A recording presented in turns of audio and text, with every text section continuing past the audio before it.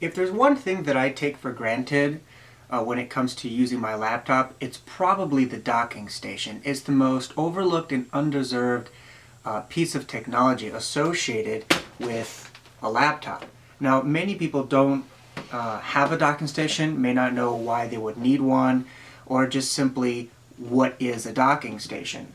So most of us are familiar with a desktop, and if we need to add functions, extra ports, we just simply buy a card. If we need to upgrade a video card, or maybe we want 3 or 4 monitors attached to that computer, it's fairly easy to do. But you can't do that with a laptop. Where, of course, the laptop comes in is it's very easy to move around. It's not very heavy, but it's very difficult to add anything to it. There's always a compromise between power and mobility. A docking station, which I have right here, is kind of a compromise that helps travelers like me quite a bit. I'm a student in my case, but anyone in business. It helps us a great deal in bridging the gap between functionality and mobility. And what this docking station is basically a device which has some built-in smarts to it that allow a laptop, when it's docked on here, to increase features. For example, some of the options you may see on a docking station is, of course, the power. That's to power it up. You have an extra video out. Here's an additional video out here, 2 different types. Audio out and microphone. A network card. This particular one has 6 USB 3.0s. Yet another video out, and you notice these video connectors are all different. And on the side here, it's just a lock to make sure that this thing doesn't get swiped away. So my laptop, for example, has 3 USBs, whereas if I have a docking station, I have an additional 6. So, of course, features is a really important part of a docking station, but that doesn't quite end there. It's not that simple. There's something else that is generally overlooked. Now, I've repaired thousands of laptops, and in my time, I can confidently say that the 2 most damaged parts of a laptop are the power adapter connector on the laptop, as well as the USB ports. Because they're used the most heavily, and because the power connector, when it's plugged in, always protrudes somewhat, and this always gets banged up, or someone trips over the cord and ends up pulling so hard that inside it ends up breaking right on the system board. For a proper docking station to work, you need to have a docking station connector, and on my laptop there's one right here.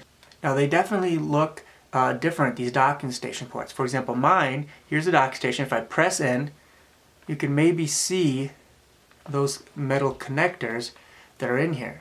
So this is a dedicated docking station connector. The video, the USB, all of that controllers are all transferred through this connector right here. And of course, the other end of that is right here.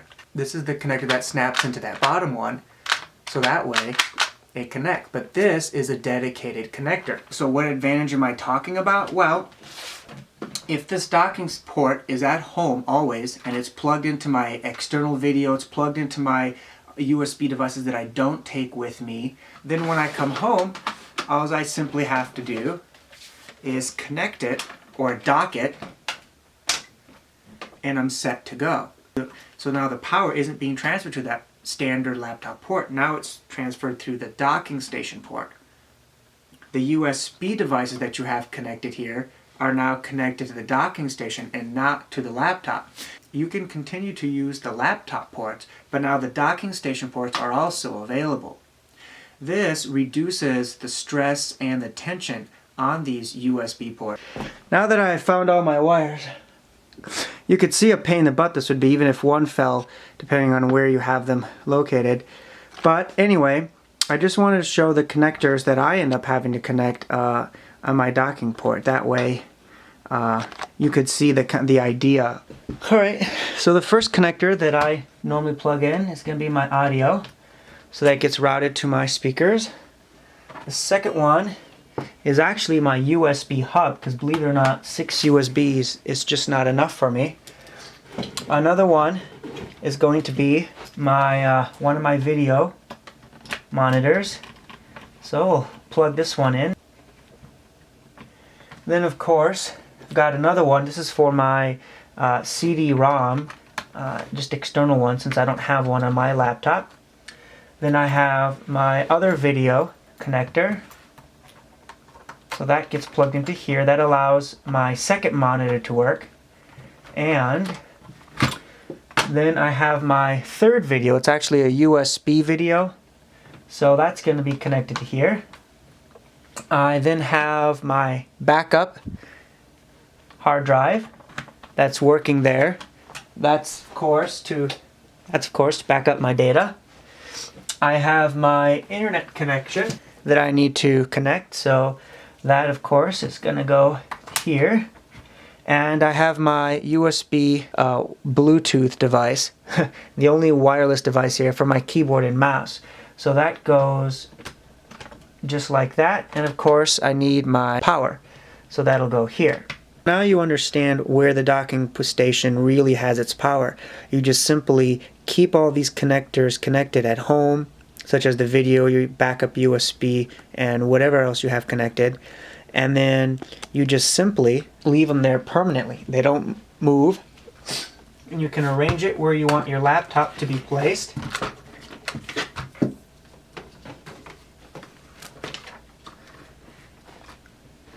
So instead of connecting all those connectors to my laptop, and in some cases of course I can't because there's additional functionality on the station, all I have to do is literally just drop it and I'm done. So just drop it, click it, done. When you're choosing a docking station, keep in mind that not all docking stations, even for the same model, are the same.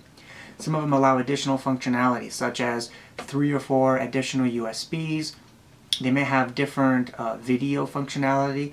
Mine, for example, can operate 3 videos simultaneously. I can get the upgraded XXL version, and it allows up to 5 monitors to be operated simultaneously. Some of them have maybe extra audio connectors.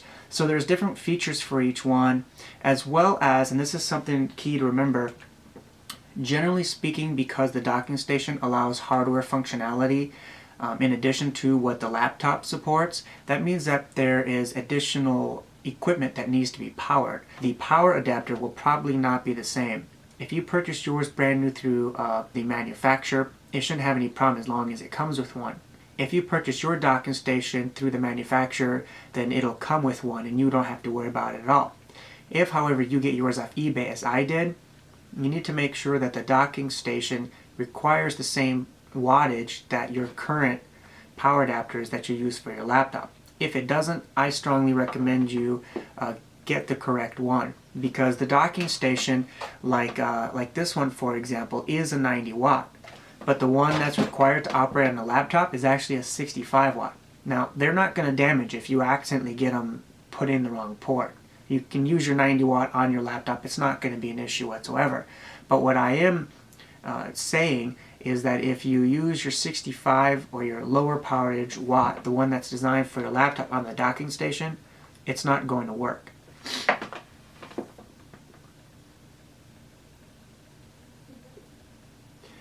One other thing, because the docking station has its own power supply, the big benefit is the power supply that... Okay. One last thing to mention regarding the advantages of having a docking station. One other thing, okay. The last advantage that I can think of when it comes to docking stations is this. Because my docking station requires a different power supply, the one that I purchased that came with my laptop, I can keep in my school bag. So when I come home, I dock the laptop and there's no need for me to whip this out, plug it in, and get going. I can keep this in my school bag and I won't forget it. So there hasn't been an issue where I come to school, my battery's dead, and I don't have this. I always have it with me because the docking station that comes with a power supply, of course, also powers and charges up the battery when this is docked. So that's another advantage that I just wanted to voice.